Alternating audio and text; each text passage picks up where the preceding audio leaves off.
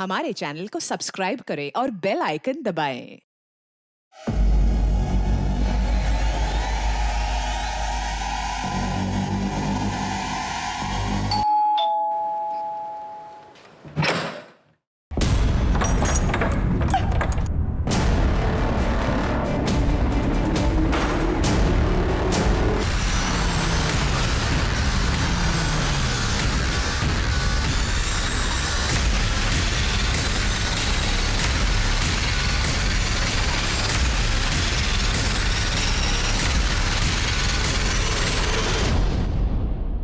नमस्कार, आदाब। Crime petrol सतर्क के आज के इस एपिसोड में मैं अनूप सोनी आप सबका स्वागत करता हूं। किसी भी इंसान के लिए उसका घर, उसकी छोटी सी दुनिया, उसकी जिंदगी होती है। ये वो जगह होती है जहां इंसान अपने आप को सबसे ज्यादा सुरक्षित महसूस करता है, पर अक्सर ऐसे में हम खतरे को भांप नहीं पाते और जुर्म का शिकार हो जाते हैं।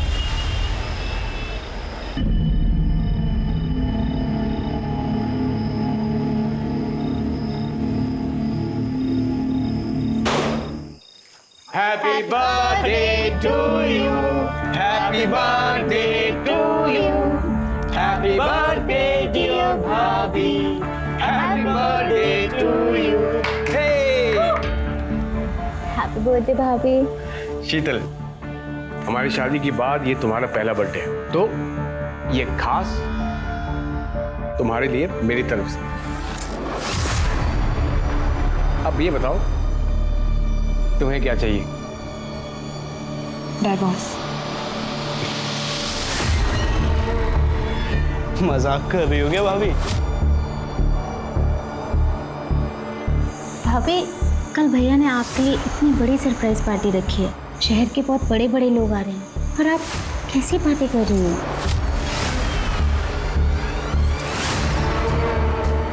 मुझे डाइवोर्स चाहिए, मतलब चाहिए। और अगर ऐसा नहीं हुआ तो आप सब जानते हैं कि मैं क्या कर सकती हूँ।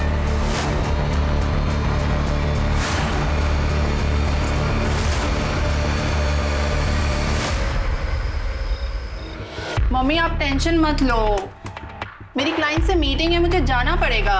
और पापा की तरह कोई गवर्नमेंट जॉब तो है नहीं कि 9 से 6 की नौकरी करो और फिर आराम। अरे बेटा, रात के 8 बजे हैं, मीटिंग तो कल भी हो सकती है ना। मम्मी आप समझते नहीं हो, सक्सेसफुल होने के लिए ना थोड़ी एक्स्ट्रा मेहनत करनी पड़ती है। अच्छा अब मैं जा रही हूँ, मैं आपको ना आने के बाद कॉल करती हूँ। बाय। ठीक है बेटा, अपना ध्यान रखना। हाँ,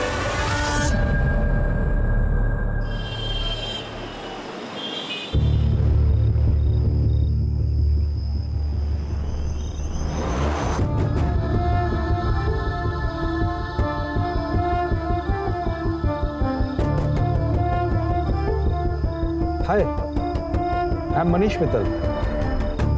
मुझे लगता है हम कहीं मिल चुके हैं। आई विश मिले होते।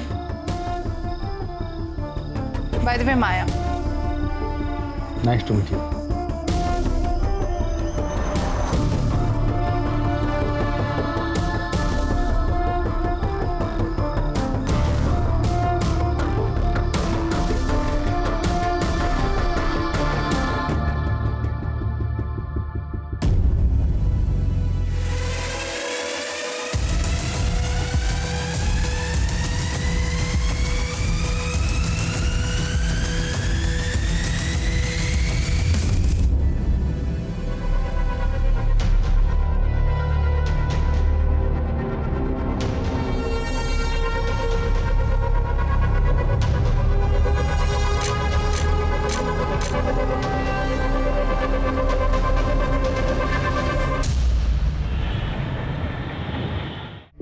शीतल जी, मैंने आपकी केस हिस्ट्री और एविडेंस देख लिए हैं, but sorry to say it's not very strong. अब देखना है कि इस बेस पर हम आपकी तरफ से उनके खिलाफ कितना स्ट्रॉन्ग केस बना सकते हैं।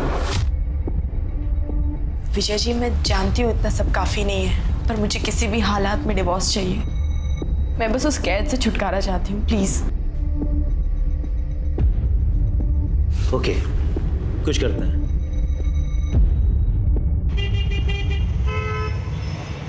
हाँ पापा, ये जॉब बहुत अच्छी है, यहाँ बहुत कुछ सीखने में मिल रहा है और आप देखना मेरा प्रमोशन भी ना बहुत जल्दी हो जाएगा। चलो अच्छा है, पर मैं तुझसे नाराज हूँ। तेरी माँ बता रही थी कि तू मेरा 9 से 5 की सरकारी नौकरी का मजाक उड़ा रही थी। तुम दोनों माँ बेटी मिलकर मेरी पीठ पीछे मेरी बहुत चुगली करते हो, हैं? मैं आप दोनों को बहुत मिस कर रही हूँ। अच्छा मम्मी, वो मैंने पैसे भिजवाए थे, आपने चेक किए ना? हाँ मिल गए। बस इसी तरह तरक्की करती रहे और तेरा काम अच्छे से चलता रहे। जैसी टाइम मिले मिलने आ जाना। हाँ बहुत जल्दी आऊंगी। अच्छा मम्मी, एक इम्पोर्टेंट कॉल आ रहा है, मैं आप लोगों से बाद में बात करती हूँ। Bye, love you. हेलो,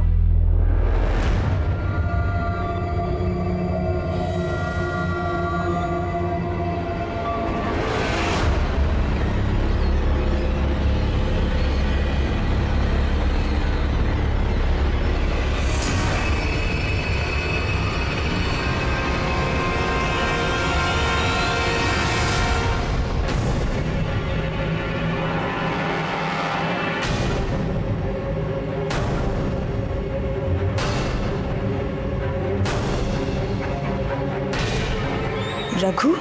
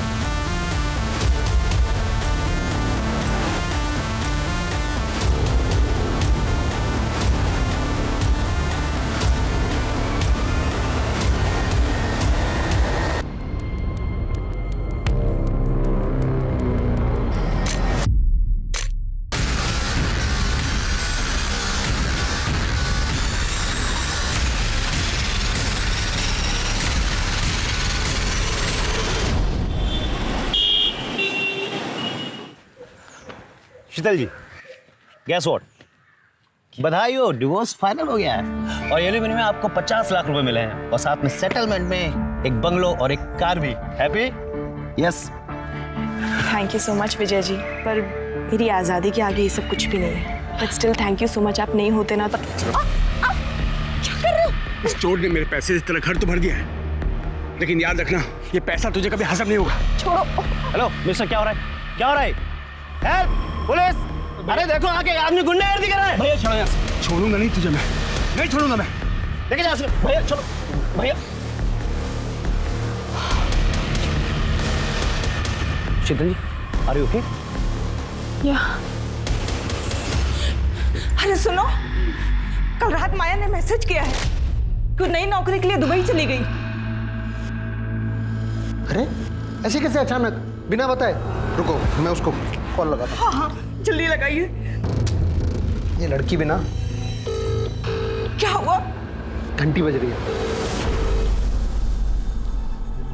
बेटा मेरी तो कुछ समझ में ही नहीं आ रहा, मैं तेरे तलाक पर क्या कहूँ। पता नहीं क्या हो गया तुझे आजकल। साल भर तेरी शादी को हुआ नहीं और माँ, नरेश से शादी करना मेरी जिंदगी की सबसे बड़ी भूल थी। अब मैंने वो भूल सुधार ली है। अब क्या करूंगी? अब सबसे पहले अपनी आजाद जिंदगी जीऊंगी, उसके बाद एक अच्छी सी नौकरी ढूंढूंगी। माँ, मैंने बहुत सारी जगह ना रेज्यूमेज दे दिए अपने। बेटा वो बहुत बड़े लोग हैं, संभल कर रहना। माँ, तुम बेकार में चिंता कर रही हो, कुछ नहीं होगा मुझे। अब देखना, अब मेरी लाइफ बिल्कुल सेट है। हाँ माँ, मैं कोशिश करूंगी जल्द से जल्द टिकट्स मिल जाए। तुम बस अपना सारा का सारा सामान पैक रखना। Okay bye.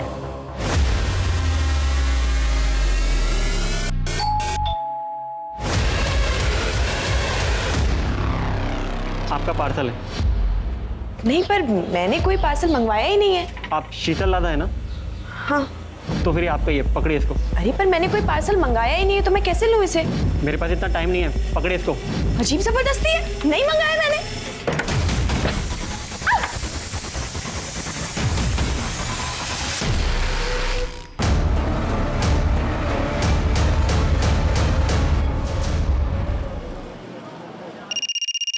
हेलो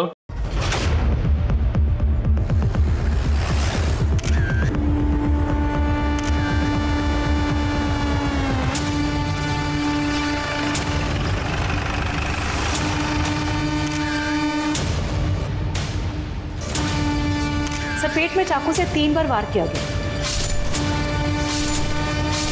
बाकी बॉडी में चोट या खरोच का कोई निशान नहीं मिला। सर सेक्सुअल असॉल्ट जैसा कुछ नहीं लग रहा। चारों तरफ अच्छे से देखो।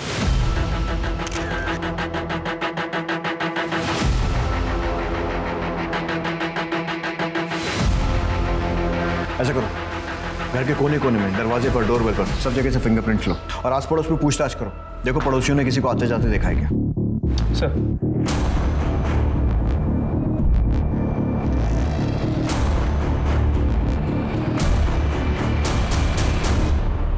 सर ठीक है। सर आप पड़ोस में एक औरत ने बताया कि मर्डर का पता चले कि कुछ टाइम पहले उसने एक कुरियर वाले को यहाँ आते हुए देखा। शक्ल देखी उसने?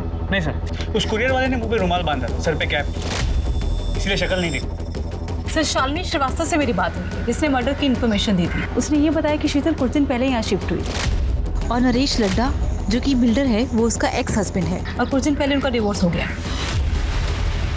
ठीक है, बॉडी पोस्टमार्टम के लिए भेजो। सर हम नरेश से मिलकर आते हैं। 1 महीने पहले आपका और शीतल का डाइवोर्स हुआ। सेटलमेंट में उसने इतना बड़ा घर लिया, पैसे भी लिए होंगे, मार्केट में आपकी रेपुटेशन खराब हुई वो अलग। अब आप ही बताइए, ये वजह कम है आप पर शक करने के लिए कि आपने ही शीतल को मारा है या फिर मरवाया? देखिए, मेरा जो नुकसान होना था हो चुका। उसका मर्डर करवाने से मुझे क्या मिलेगा? और वैसे भी डिवोर्स मैंने नहीं, उसने मांगा था मुझसे, और वो भी तब जब हम उसका बर्थडे सेलिब्रेट कर रहे थे। तुम्हें क्या चाहिए? डाइवोर्स। उसने मांगा और आपने दे दिया। हम थक चुके थे इसके टॉर्चर से, और मुझे पता चल गया था कि वो मुझसे नहीं, मेरे पैसों को चाहती थी। उसका मर्डर का सुन के बुरा तो लगा, लेकिन उससे ज्यादा मुझे सुकून भी मिला है कि अब वो हमें परेशान तो नहीं कर पाएगी। वरना जब से शादी करके आई थी तब से हमें सिर्फ और सिर्फ दुख दिया था सर, और कुछ नहीं। भाभी दाल में पानी थोड़ा ज़्यादा नहीं हो गया? भाभी सुनो ना, मैं ना घास फूस खा के बोर हो चुका हूँ, तो डिनर में चिकन मटन कुछ बना देना प्लीज़। भाभी ये रोटी थोड़ी कच्ची है। अरे शीतल, तुमने कुक को क्यों निकाल दिया? वो ठीक ठाक खाना बना रहा था। क्यों? खाना ठीक नहीं बना रही हूँ मैं? हाँ? और सब्जी खाने में क्या प्रॉब्लम? अपने स्वाद के लिए जरूरी है किसी की जान ली जाए? हाँ? मेरा मतलब है शीतल कि हम कुक अफोर्ड कर सकते हैं, और तुम लड़ा खानदान की बहू हो, तुम्हें किचन में काम करने की क्या जरूरत है? तुम नई नई आई हो, एंजॉय करो बस। आपको खाने से प्रॉब्लम थी ना, आप मुझे अकेले में जाकर बोल सकते थे। ऐसे अपने भाई बहन के सामने मेरी बेइज्जती करने की कोई जरूरत नहीं थी, समझे आप? भाभी आप गलत समझ। अरे बिल्कुल ठीक समझ रही हूँ मैं। तुम तीनों भाई बहन मिलकर सिर्फ और सिर्फ मेरी बेइज्जती करना चाहते हो, मुझे नीचा दिखाना चाहते हो। नहीं खाना नहीं खाना ना, लो फेंक दो इस खाने को, मत खाओ। हमें लगा कि समय के साथ वो समझ जाएगी। हमने उन्हें कभी फील नहीं होने दिया कि वो हमारे स्टेटस की नहीं है। बहुत प्यार से रखते थे, पर वो बदतमीजी करते थे, और एक दिन तो उन्होंने हद ही कर दी।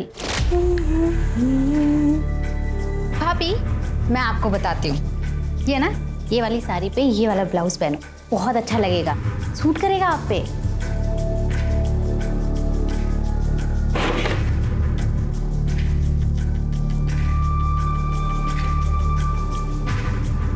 भाभी क्या कर रही हो आप? काट क्यों रही हो? तेरे छूने के बाद में अब मैं इसका पोछा भी नहीं बना सकती। और रही बात फैशन की, तो वो मुझे तेरी जैसी बहन जी से सीखने की कोई जरूरत नहीं है, जिसके पास पैसा तो बहुत है पर ओढ़ने पहनने की जरा सी अकल नहीं। आप लोग इतनी शराफत दिखा रहे थे और वो बदतमीजियां करती जा रही थी, क्यों? शायद उनकी नज़र सिर्फ हमारे पैसों पर थे, वरना वो प्रीतम से ऐसी बात नहीं करते। सर को बताओ ना, सर को बताओ। क्या हुआ? भैया वो कुछ महीने पहले की बात है, भैया काम से बाहर गए हुए थे और शीतल भाभी मेरे रूम में आई। जी भाभी क्या काम है बताइए। कुछ नहीं, वो मैं बोर हो रही थी तो मैंने सोचा तुम्हारे पास आके थोड़ा टाइम पास कर लूं। क्या कर रहे हो तुम? वाओ, कितना सुंदर कॉम्प्लेक्स है। काश ऐसे ही कॉम्प्लेक्स मेरा भी होता। वैसे हो सकता है अगर तुम चाहो तो। हाँ भाभी मैं भैया से बात करूँगा। नहीं, भैया को बीच में लाने वाली कौन सी बात है? अगर ये हम दोनों के बीच में हो सकता है तो। उनसे उस दिन बड़ी मुश्किल से मैंने पीछा छुड़ाया। भैया को बताने से डर लगा, इसलिए मैंने दीपा से शेयर किया। वो ये सब चाल चला करती थी। सुना आपने कितनी घटिया औरत थी। एक तो मैं इस बात से निकल नहीं पाया कि उसने मेरे साथ क्या किया है, क्यों किया। और आप मुझ पर उसके मर्डर का इल्जाम लगा रहे हैं। प्लीज सर, मैं हाथ जोड़कर आपसे विनती करता हूं सर, हमें परेशान मत कीजिए। हमारा उसके मर्डर से कोई लेना देना नहीं है। सर, अगर ये लद्दा फैमिली सच कह रही है तो शीतल बहुत ही मक्कार और धोखेबाज हो रहा है। मिश्रा, कितने लोगों को जानते हो जो सामने से अपनी गलती मानेगी? वैसे भी ये स्टोरी की एक ही साइड है, शीतल की साइड तो हमने सुनी नहीं है जो उसकी माँ हमें बताई। शीतल बहुत अच्छी लड़की थी और ये शादी भी उसने अपनी मर्जी से की थी। सब कुछ ठीक चल रहा था। मेरी समझ में आज तक ये बात नहीं आई कि उसने डिवोर्स क्यों ले लिया। क्यों ले लिया मतलब? उसने आपको नहीं बताया था? कहाँ बताया, कहाँ मिली वो मुझसे। हमेशा फोन पर ही बात होती थी और जब भी मैं उससे पूछती तो वो यही कहती थी कि वो जो कर रही है सब ठीक है, मिलूंगी तब बताऊंगी। लेकिन उसकी नौबत ही नहीं आई। उससे पहले वो मुझे छोड़कर चली गई।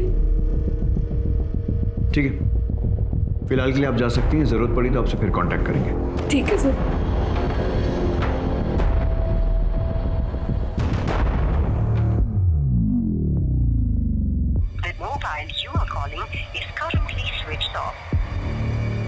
क्या हुआ? माया ने फोन उठाया क्या? अरे फोन तो तब उठाएगी जब वो नंबर लगेगा, उसका तो फोन ही स्विच ऑफ आ रहा है। क्या हो गया इस लड़की को? 5 दिन हो गए, दुबई से सिर्फ फोटो भेज रही है, यानी कि कम से कम एक कॉल तो कर ले। अरे ये भी तो हो सकता है कि इंडिया का नंबर वहाँ काम ना कर रहा हो और वहाँ का नंबर लेने में टाइम लग रहा हो। एक बार और कोशिश करो। तुम सब ठीक होगा, तुम जाओ, एक गिलास पानी लेके आओ मेरे लिए। सर। हाँ मिश्रा। सर, शीतल के घर के फोरेंसिक रिपोर्ट के मुताबिक उसके घर में सिर्फ उसी के फिंगरप्रिंट्स मिले। उसके घर में किसी भी सामान पे, इनफैक्ट डोरबेल पे भी किसी और के फिंगरप्रिंट्स नहीं मिले। इसका मतलब जानबूझकर फिंगरप्रिंट्स मिटाए गए। शीतल उस घर में कुछ महीनों पहले शिफ्ट हुई थी, लेकिन इस टाइम में भी कोई ना कोई तो घर में आया होगा, किसी ने तो डोरबेल बजाई हो। मतलब यह कि जिसने भी उसे मारा या मरवाया है, सोची समझी प्लानिंग है। सर, शीतल की पोस्टमार्टम रिपोर्ट्स आ गई। सर, इसके मुताबिक उसकी मौत दोपहर 1 से 3 के बीच में हुई और चाकू से 3 बार पेट में वार किया गया। पर मौत से पहले रेप या सेक्सुअल असॉल्ट जैसा ऐसा कुछ भी नहीं लग रहा। मतलब पीएम रिपोर्ट से भी कोई खास हेल्प नहीं है? नथिंग। सर, मैंने शीतल की बैकग्राउंड भी चेक की है। शादी से पहले या तलाक के बाद उसका कोई भी अफेयर वगैरह भी नहीं था। शीतल का एक्स हस्बैंड नरेश लड्डा और उसके भाई बहन, उनके कॉल रिकॉर्ड्स और मोबाइल लोकेशन? सर, अब तक नहीं आई, बट जल्दी आ जाएंगे। जल्दी आएंगे सर।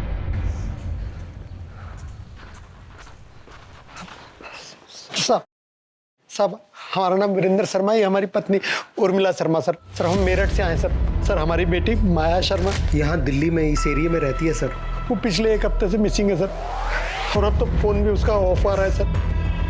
घबराइए मत। सिंह सर, इनकी कंप्लेंट लिखो, लड़की की पूरी डिटेल्स लो और ऐसा ईराना से बोलना जैसे आए तो फॉलो अप करें। Okay sir. मेरी बेटी को ढूंढ दीजिए। आप फिक्र मत कीजिए, आप अपनी कंप्लेंट लिखवाइए, हम जल्द से जल्द उसे ढूंढने की कोशिश करें। सर, ये नरेश और उसके भाई बहन तीनों बहुत कमीने हैं और मैं बात दावे से कह सकता हूँ कि शीतल के मर्डर में इन्हीं तीनों का हाथ है। क्योंकि सर, जिस दिन हम लोग केस जीते थे और नरेश को शीतल को घर, गाड़ी, बंगला सब देना पड़ा था, उस दिन नरेश ने शीतल को मेरे सामने ही धमकी दी। ये पैसा तुझे कभी हजम नहीं होगा, छोड़ूंगा नहीं तुझे, मैं नहीं छोड़ूंगा मैं। लेकिन नरेश का तो कहना है कि डिवोर्स उसने नहीं बल्कि शीतल ने मांगा था। हाँ सर, मांगा था, क्योंकि इन तीनों भाई बहन ने मिलकर शीतल का जीना हराम कर रखा था। सर, उसे इतना मजबूर कर दिया, क्या करती बेचारी वो। वकील उसे फैमिली कोर्ट में पति पत्नी के झगड़े सुनते आ रहा हूँ, मगर शीतल के केस को सुनकर मेरी भी रूह कांप गई थी। शादी होते ही नरेश ने सभी नौकरों को काम से निकाल दिया। इतने बड़े घर का झाड़ू पोछा, साफ सफाई, खाना बनाना सब अकेली मैं ही करती थी। पर इतना भी काफी नहीं है उसके लिए। रोज मुझे परेशान करने के नए नए तरीके निकाल लेता है। और फिर एक दिन, ये क्या है? दाल है या पानी है? ये एक तो रोज रोज ये घास फूस खा के ना बोर हो चुका हूँ। अरे कुछ और नहीं बना सकते क्या? चिकन मटन कुछ? भाभी, ये रोटी भी कच्ची है। मायके से तुम कुछ सीख के नहीं आई हो क्या? माँ ने कुछ सिखाया नहीं तुम्हें? क्यों, मैं खाना ठीक नहीं बना रही हूँ क्या? ये बनाया तुमने खाना? हाँ? और सब्जी खाने में क्या प्रॉब्लम है? जरूरी है अपने स्वाद के लिए किसी की जान ली जाए? आपको मेरे हाथ का खाना अच्छा नहीं लग रहा था तो आप मुझे अकेले में बोल देते। इसे अपने भाई बहन के सामने मेरी बेइज्जती करने की क्या जरूरत थी? क्या बकवास कर रही हो? क्या मतलब भाई बहन? मैं सही तो बोल रही हूँ। आप तीनों भाई बहन जब देखो मुझे नीचा दिखाने की कोशिश करते हो, मेरी बेइज्जती करते रहते हो। चुप कर, आइंदा जबान लड़ाई ना, जबान खींच लूंगा मैं। निकल।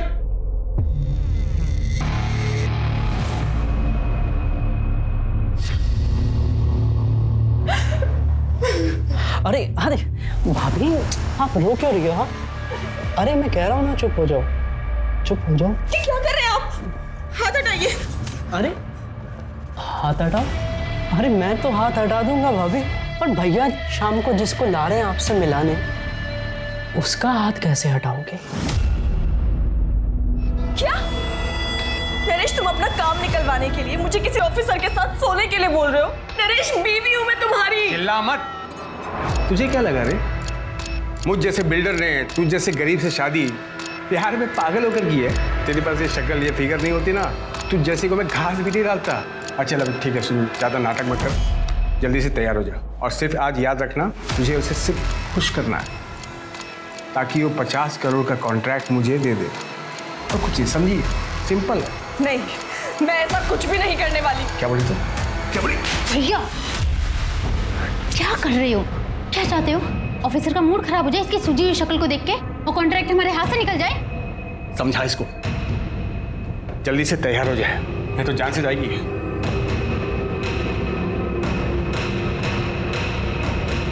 भाभी आप तैयार हो जाओ please.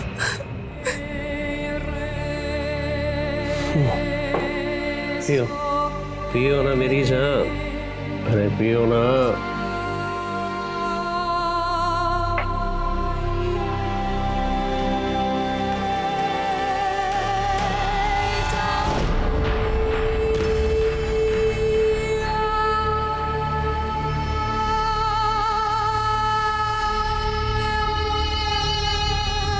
Yes, I hope you enjoyed the evening. अरे तू तो मेरी सोने की मुर्गी निकली। देखना ये मुर्गी हमें 1 नंबर बनाएगी, 1 नंबर। एक भी कॉन्ट्रैक्ट मैं किसी और के हाथ लगने नहीं दूंगा। जब तक तू है तब तक हम हैं। नरेश रोज रोज नए नए आदमियों को पकड़ के ले आता है, पति नहीं दलाल बन चुका है वो। फिर मैंने सोचा कि अगर हमें बच्चा हो जाए तो शायद वो बदल जाए। क्या बच्चा? तेरा दिमाग खराब हो गया क्या? नरेश, हमारी शादी को 8 महीने हो गए, अब तो माँ भी बच्चे को लेकर पूछने लगी है। अरे भाड़ में जाए तेरी माँ। बच्चा पैदा करके तेरा फिगर नहीं खराब करना है। मुझे बच्चा नहीं, पैसा चाहिए, बिजनेस आगे बढ़ाना, समझी? पर नरेश मेरी चुप कर, आगे इस बारे में कुछ बात नहीं होगी। चल साइड हट। कुछ सोचो सेठ, नहीं तो धंधा चौपट हो जाएगा। वो पुलिस वाला पैसे से भी नहीं मानेगा। ठीक है, मैं कुछ करता हूँ। सुन, एक पुलिस वाले ने नाक पे दम कर रखा है, तुझे उसे खुश करना होगा। मैं ये सब और नहीं करूंगी, और अगर तुमने मेरे साथ जबरदस्ती करने की कोशिश की तो मैं पुलिस के पास चली जाऊंगी। क्या बोली? इतनी जल्दी क्या है? तुझे शाम को पुलिस वाले के पास ही भेज रहा हूं मैं। आराम से उसे बोल देना, लेकिन याद रखना तेरी माँ का क्या होगा। आधा घंटा नहीं लगेगा मुझे ऊपर पहुंचाने में, समझी?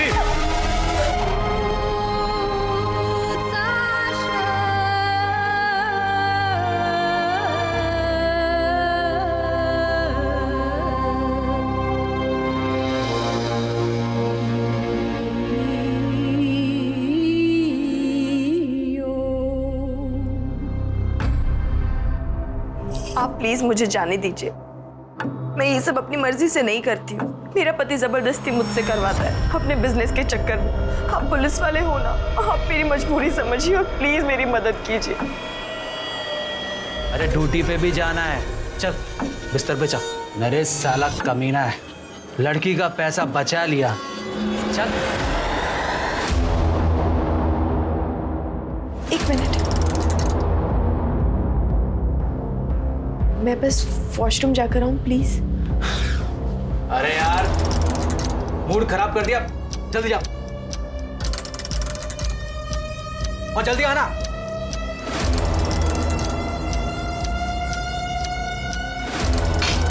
रुक। शीतल ने उस पुलिस वाले के साथ की बातचीत की रिकॉर्डिंग कर ली थी और घर जाकर के नरेश को सुना दिया, जिसमें पुलिस वाला खुद मान रहा था कि नरेश शीतल को मजबूर करता था दूसरों के साथ सोने के लिए। वो रिकॉर्डिंग सुनकर नरेश ने क्या किया? दरअसल उस शाम शीतल का बर्थडे था तो इन तीनों भाई बहन ने मिलकर उसे सरप्राइज पार्टी दिया। वो लोग उसे इमोशनल यूज करके वो रिकॉर्डिंग डिलीट करवाना चाहते थे, मगर शीतल ने साफ साफ कह दिया कि उसे डिवोर्स चाहिए। वो रिकॉर्डिंग अभी कहाँ है? नरेश के पास।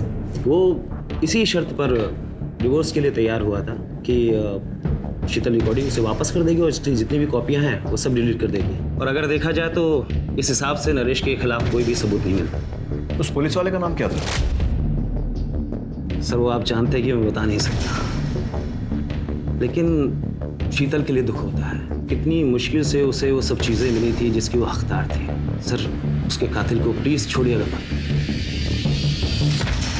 पुलिस के सामने शीतल की दो छवियां आई, लेकिन दोनों एक दूसरे से विपरीत थी। पहली गुस्सैल, बदतमीज, मौका परस्त जो लाड़ा परिवार ने बताई। दूसरी एक मजबूर, असहाय, पीड़ित औरत की जिससे उसका अपना पति अपने फायदे के लिए जिस्म फरोशी करवा रहा था। आखिर शीतल का असली किरदार क्या था, क्योंकि उसे समझे बिना इस केस को समझ पाना बहुत मुश्किल था। सर लट्टा फैमिली का बैकग्राउंड चेक किया, पता चला काफी टेढ़े लोग, कंस्ट्रक्शन बिजनेस में है तो काफी ऊपर तक कॉन्टैक्ट्स, कॉल रिकॉर्ड्स में गुंडे, हिस्ट्री शीटर्स, इन सब के नंबर्स, और इनके खिलाफ धोखाधड़ी के केसेस भी रजिस्टर्ड है। मोबाइल लोकेशन चेक की? जी सर, लेकिन 10 तारीख को इनमें से किसी की भी मोबाइल की लोकेशन शीतल के घर के आसपास की नहीं। मिश्रा ये लड्डा नामी बिल्डर है, तो पॉसिबल है कि ये काम इसने किया नहीं, करवाया हो। इसके लिए इसमें जितने भी गुंडे और हिस्ट्री शीटर है ना, उनको राउंड अप करते हैं, वो बताएंगे कुछ। इंस्पेक्टर, अब प्लीज उस घटिया औरत के लिए हमें परेशान मत कीजिए। उसे हमने नहीं, उसी के किसी यार ने मारा होगा जिसके लिए उसने मुझसे डिवोर्स लिया था। वो एक नंबर की झूठी, मक्कार और कैरेक्टरलेस औरत थी। वैसे हमारी इंक्वायरी में आपका कैरेक्टर भी कुछ ऐसे ही आ रहा है, और अगर वो इतनी बुरी थी तो फिर घर, गाड़ी, पैसा ये सब देकर सेटलमेंट क्यों करना पड़ा? कोर्ट में प्रूव क्यों नहीं कर पाए? एक्चुअली वो मुझे ब्लैकमेल कर रही थी, एक ऐसी चीज को लेकर जिसे मैं कभी बाहर नहीं आने दे सकता था। और वो चीज उस पुलिस वाले की रिकॉर्डिंग थी जिसके साथ सोने के लिए आपने उसे भेजा था। किस रिकॉर्डिंग की बात कर रहे हैं आप? मैं तो ये फोटो की बात कर रहा हूँ। पता नहीं ये फोटो शीतल के पास कैसे आई और उसने अपने वकील को दे दिया। कहाँ से आई मतलब? आपका कहने का मतलब है कि फोटो फेक है? Did I say that? No, did I say that? Fake है। हाँ ये सच है कि मैं इस लड़की के साथ सोया था, लेकिन ये फोटो किसने कब खींची और शीतल के पास कैसे आई मुझे नहीं पता। कौन है लड़की? I don't know. मैं एक कॉन्फ्रेंस मीटिंग में गया था, उसके बाद वो लड़की मुझे मिली और वहीं थोड़ी बहुत कुछ बातचीत हुई। उसके बाद उसने मुझे रूम में इन्वाइट किया।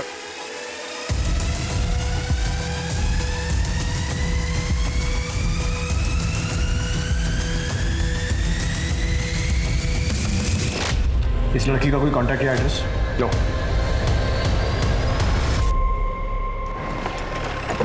नरेश की बातों से एक अलग ही एंगल है। मतलब शीतल का वकील उसे जितना शरीफ बताने की कोशिश कर रहा है, शायद वो ऐसी है नहीं। मिश्रा बात करो, फोटो में वो लड़की कौन है? वो फोटो खींची किसने है और शीतल के पास वो फोटो किसने भेजी है ठीक उस वक्त जब डाइवोर्स की प्रोसीडिंग चल रही थी? सर 2 दिन हो गए कंप्लेंट कराए हुए सर। सर हमारी बेटी अभी तक मिसिंग है सर। आपका केस तो ऐसा ही राणा देख रहा है। राणा कहाँ है? सर राणा साहब तो केस के सिलसिले में बाहर गए। आइए आप मेरे साथ, संभल के। एक मिनट दिखाइए।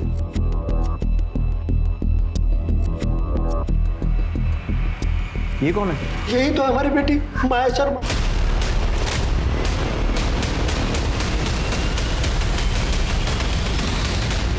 सर हमारी बेटी माया 7 तारीख को नई दिल्ली से दुबई गई थी नौकरी ज्वाइन करने के लिए। ये देखिए साहब, दुबई से फोटो भेजती है पर कॉल करते हैं तो उठाती नहीं है, कॉल बैक भी नहीं करती है। सर शुरू में तो 1-2 दिन हमने इंतजार किया कि फ़ोन करेगी, पर बाद में तो उसका फ़ोन भी स्विच ऑफ हो गया। फिर हम लोग मेरठ पुलिस के पास गए, उनसे कहा तो उन्होंने कहा कि हाँ आप लोग दिल्ली जाइए, क्योंकि वो माया दिल्ली में ही रहती थी।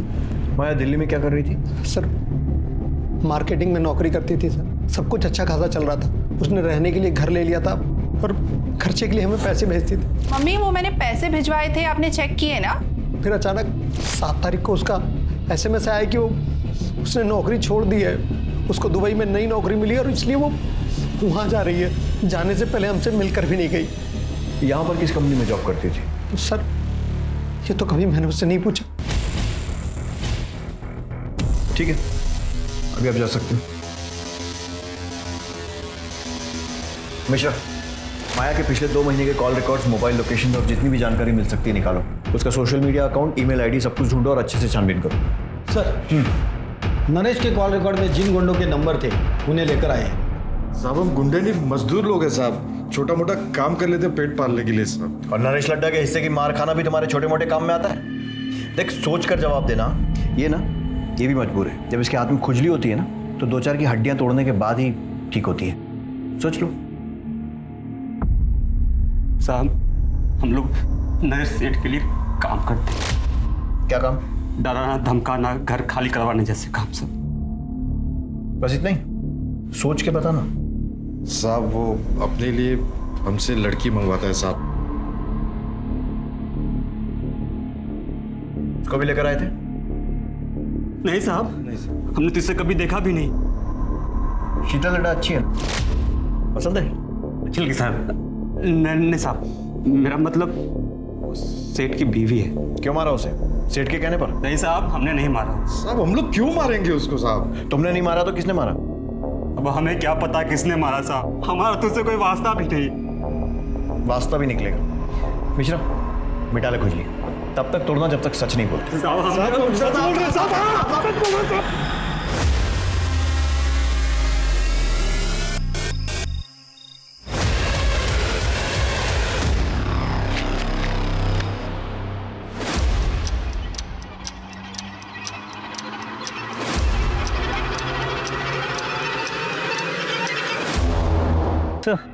माया ने 7 तारीख को दोपहर 2 बजे की दुबई जाने की फ्लाइट की टिकट निकाली थी और 7 तारीख की सुबह 10 बजे उसने ऑनलाइन चेक इन भी किया। मतलब वो सही में दुबई जा रही थी? देख के तो ऐसा ही लगा, लेकिन ना वो एयरपोर्ट गई ना उसने फ्लाइट ली।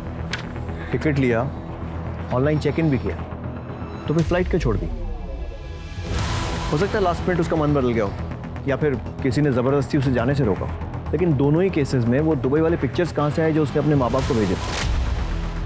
सर हमने पता किया, वो पिक्चर्स इंटरनेट से निकाले गए और उसके माँ बाप को इसलिए भेजा गया है ताकि उन्हें यकीन हो कि माया दुबई में है। सारे पुलिस स्टेशन में माया की डिटेल्स भेजी? जी सर। एक्सक्यूज मी।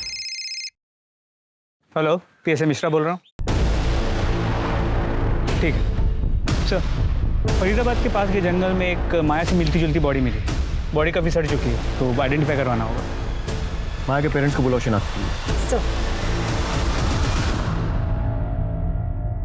हाथ में टैटू है जिससे शायद पहचान हो सके।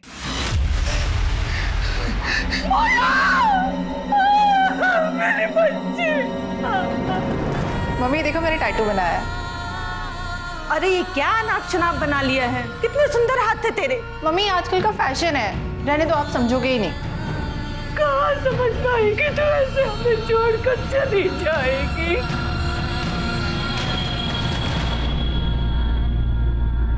सर सूटकेस के अंदर या बॉडी के आसपास कोई सुराग नहीं मिला है। सर क्राइम ब्रांच ने यूसुफ नाम के ब्लैकमेलर को पकड़ा है। उसके फोन में शीतल के न्यूड पिक्चर्स मिले हैं।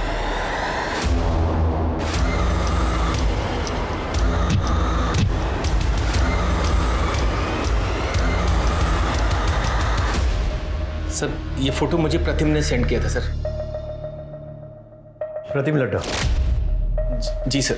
क्यों भेजा था? सर वो मैं online sex chat video racket चलाता हूँ सर, वहाँ मेरी एक लड़की को ये प्रतिम मिला था सर। जब हमने इसकी इंक्वायरी निकाली तो पता चला ये बहुत बड़ा आसामी सर, तो हमने इसे अपने जाल में फंसाया सर और इसको हमने ब्लैकमेल करना शुरू किया सर। फिर सर ये हमारा ATM बन गया था सर। सर मैं यूसुफ को रेगुलरली पैसे दे रहा था, एक बार पैसे नहीं दे पाया तो उसने बोला कि घर में किसी फीमेल की न्यूड पिक्चर सेंड करना, तो इसलिए मैंने एक बार शीतल भाभी की फ़ोटो खींची चुपके से। वो गमछा मैं जानबूझकर अपने साथ ले गया। मुझे लगा अगर भाभी ने मुझे देख लिया तो उनको लगे कि रघु था। एक ही फोटो भेजी थी और भी भेजी थी? सर एक और भेजी थी। अब जो पूछ रहा हूं ना उसका बिना पिटे सच सच जवाब देना। नरेश अपने बिजनेस के लिए और कॉन्ट्रैक्ट के लिए शीतल को दूसरे मर्दों के साथ सोने के लिए मजबूर करता था? शीतल भाभी अच्छी बहू थी, पर नरेश भाई ने कभी उनकी कदर नहीं करी। अपने फायदे के लिए उन्हें कितने लोगों के साथ सोने के लिए मजबूर करते थे। हमें पता था सर ये गलत है, पर उनकी हाँ में हाँ मिलानी पड़ती थी क्योंकि हम उन पे फाइनेंशियली डिपेंडेंट थे। मिश्रा, शीतल जैसी सीधी सादी लड़की बेचारी इस नरेश लड्ढा जैसे घटिया आदमी के चंगुल में फंस गई और वो कमीना अभी भी खुला घूम रहा है। इसके ऊपर प्रोस्टिट्यूशन का केस बनाओ। इस नरेश लड्ढा को इसके किए की सजा मिलनी चाहिए। जी सर। शीतल की केस में तो हम आगे बढ़ रहे हैं, प्रोग्रेस भी हो रही है, लेकिन माया के केस में ना तो कोई ढंग का सस्पेक्ट मिल रहा है और ना ही कोई मोटिव मिल रहा है। सर क्या ये हो सकता है कि ये दोनों केसेस कनेक्टेड हो सकता है।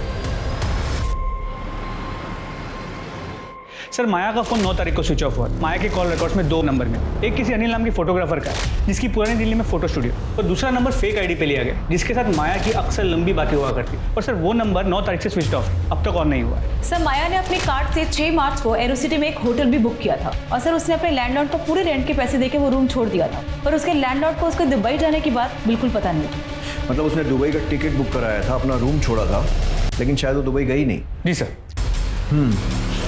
सबसे पहले तो इस फोटोग्राफर को उठाओ, पता करते हैं माया और इसका क्या कनेक्शन, और दूसरा ये फेक नंबर, उसकी जो भी इंफॉर्मेशन मिल सकती है, कहाँ से इशू हुआ, प्रीपेड है, पोस्टपेड है, सब कुछ पता करो। सर। आखिरकार माया की पोस्टमार्टम रिपोर्ट से पता चला कि माया को नींद की दवा दी गई थी और मौत गला दबाने की वजह से 7 तारीख की दोपहर को लगभग 12 से 3 के बीच हुई। जिस दिन माया दुबई जाने वाली थी, क्या कोई ऐसा था जो उसे दुबई नहीं जाने देना चाहता था? क्या कोई ऐसा जिसके राज माया के पास थे? बताता हूँ सर।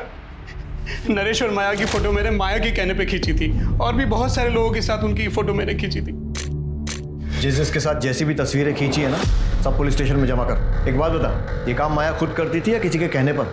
खुद ही करती थी साहब, खुद ही कॉल करती थी, खुद ही सारी डीलिंग करती थी। और पेमेंट? पेमेंट कैश में होती थी, वो खुद ही करती थी। और कभी कभार महेश नाम का आदमी आता था, वो पेमेंट करने के बाद माया से मेरी बात करा देता था। माया के कॉल रिकॉर्ड्स में इस महेश को ढूंढो।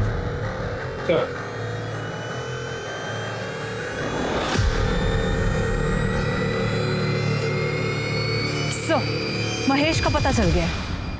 उठा लो सर। साहब मैं सच बोल रहा हूँ, माया मैडम जो बोलती है मैं वो करता हूँ। वो अक्सर लोगों को लिफाफे पैकेट देने के लिए बोलती थी। मुझे लगा कि अनिल भी इनका आदमी होगा। अब वो कौन है, क्यों है, क्या है, मैं ये सब उनसे नहीं पूछ सकता ना। तू तो कुत्ते जैसा वफादार आदमी है ना। देख, माया का मर्डर हो गया है, अब भी अगर मुंह नहीं खोलेगा ना तो लंबा अंदर जाएगा तू। तेरे फोन रिकॉर्ड्स, कॉल लोकेशन सब निकाल लिए हमने, जिससे क्लियर है कि 6 तारीख को तू माया के होटल गया था और बाद में भी होटल के आसपास ही था, और अगले दिन होटल से एयरपोर्ट की तरफ भी गया था जब माया दुबई जाने के लिए एयरपोर्ट निकली थी। साहब मुझे क्यों फंसा रहे हो? मैं तो जो साहब बोलते थे वो करता था। तो मैं भी तो वही पूछ रहा हूँ ना, क्या किया तूने? 6 मार्च की शाम को माया मैडम को होटल पर ड्रॉप किया था। तो जब माया को ड्रॉप किया था वो अकेली थी? हाँ सर। उसके साथ कोई सामान वगैरह था? नहीं साहब, खाली हाथ में पर्स था बस। फिर मैंने शाम को साहब को होटल ड्रॉप किया और गाड़ी वहीं छोड़ के अपने एक दोस्त के पास रहने चला गया।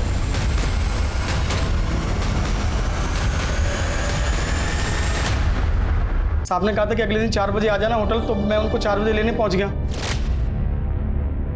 सर मैडम नहीं आ रही? अरे हाँ महेश, तुझे बताना भूल गया था, वो तो 2 बजे की फ्लाइट से दुबई चली गई। चल देख क्या रहा, चल ना। Yes sir. अच्छा ये बता, इन दिनों में तूने कुछ ऐसा देखा या सुना जो तुझे अजीब लगा? हाँ साहब, कुछ दिन पहले साहब किसी से फ़ोन पे बात कर रहे थे। जी देखिए, मैं उस पार्सल के लिए 1.5 लाख रुपए देने थे कहा, लेकिन वो काम होना चाहिए। हाँ जी, काम की मुझे गारंटी चाहिए। पर साहब इतने पैसे उन्होंने मुझे लेके कहीं भेजा नहीं। पार्सल क्या था? वो नहीं पता साहब। कब की बात है? सब 10 मार्च की, जब मैं गाड़ी की चाबी लेने गया था। 10 मार्च के आसपास के विजय माशरी के सारे कॉल रिकॉर्ड्स और मोबाइल लोकेशन निकालो। सर पता चला है कि विजय उन दिनों एक नवीन नाम के हिस्ट्री शीटर के रेगुलर टच में था। सर इसके कहने पे क्या साहब? और तू दूध पीता बच्चा है ना जो इसकी बातों में आ गया? और तू मैंने कुछ नहीं किया साहब। जब कुछ नहीं करने के विजय माहेश्वरी ने तुझे 1.5 लाख रुपए दे दिए? हाँ बोल। साहब वो एक काम के नहीं 3 काम के पैसे थे साहब। विजय ने फोन करके मिलने बुलाया, मैं इसके साथ वहां पहुंचा।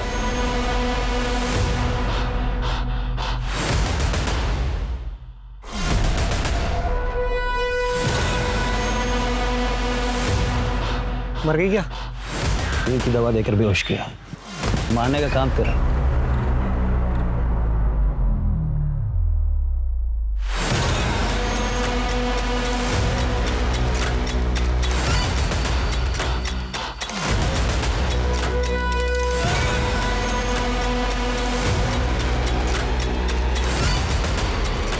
हमने चलती गाड़ी में उसका गला दबाकर उसे मार दिया और थोड़े आगे जाकर सूटकेस को जंगल में फेंक दिया। तो पहला हुआ माया का मर्डर, दूसरा उसकी बॉडी को ठिकाने लगाना, तीसरा बताओ। तीसरा शीतल का मर्डर।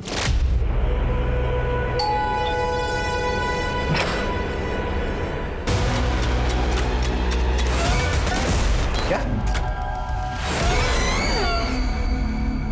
तो कैसी लगी मेरी प्लानिंग? मोटिव समझ नहीं आया, क्यों किया? माया से पीछे छुड़ाने के लिए।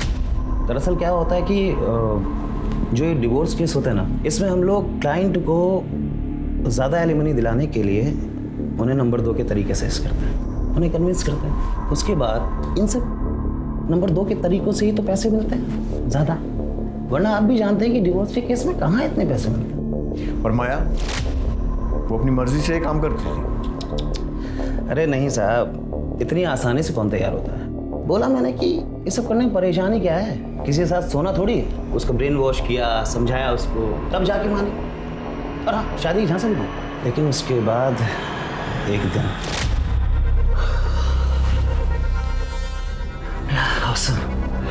सिसली तुम कमाल हो, एक बार और हो जाए। एक बार क्यों, 10 बार करेंगे। और रियली? लेकिन उससे पहले तुम्हें मुझे अपनी फर्म में पार्टनर बनाना होगा, अपनी बीवी को डिवोर्स देना होगा और मुझसे शादी करनी होगी। ये क्या बकवास कर रही हो? मुझे देखकर या सुनकर लग रहा है कि मैं बकवास कर रही हूँ। शुरू में मुझे लगा कि भूल जाएगी, मगर नहीं साहब, वो तो पीछे पड़ के रह गई। फिर मुझे लगा कि इसका कुछ ना कुछ तो इलाज करना पड़ेगा। तभी सडनली मुझे शीतल के केस से एक आइडिया मिला और मैंने डबल गेम खेला। मैंने माया को नरेश के पास ये कह के भेजा कि इस केस से ना हमें बहुत पैसे मिलने वाले हैं, और इतने पैसे कि हम उस पैसे से अपनी नई जिंदगी शुरू कर सकते। और उसके बाद मैंने अनिल से माया और नरेश की फोटो खिंचवा ली, और उन फोटो से मैंने शीतल को घर, पैसा, गाड़ी सब दिलवाया। इतना तो मैंने भी एक्सपेक्ट नहीं किया था, तो मैंने भी अपनी फीस बढ़ा दी, जिसकी वजह से मेरे और शीतल में झगड़ा हुआ और उसने मुझे पुलिस की धमकी तक दे डाली। फैमिली कोर्ट में नरेश ने शीतल को सबके सामने धमकी दी थी कि वो उसे छोड़ेगा नहीं। इसी बात का मैंने फ़ायदा उठाया और एक साथ दोनों को ख़त्म करने का प्लान किया, ताकि दोनों केस में नरेश का नाम आए और वो फंस जाए।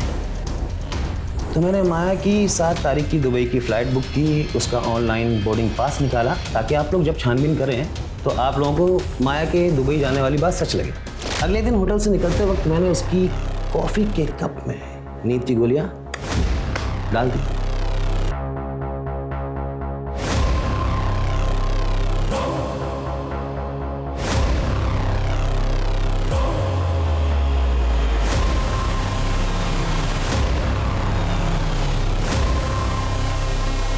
मैंने माया का फ़ोन अपने पास ही रख लिया था। एक रात पहले ही उसके घर वालों को मैंने मैसेज कर दिया कि मैं दुबई जा रही हूँ नौकरी के सिलसिले में, और 2 दिन तक दुबई की फ़ोटो भेजता रहा। उसके 2 दिन बाद मैंने उसके फ़ोन को तोड़ के फेंक दिया। माया और शीतल के मर्डर केस में चार्जशीट फाइल करो, और ध्यान रहे कि फांसी नहीं तो कम से कम उम्र कैद तो होनी चाहिए। इंस्पेक्टर, आप भूल रहे हैं कि मैं एक वकील हूँ, मैं कोई ना कोई दंड फंद लगा करके बाहर निकल जाऊंगा।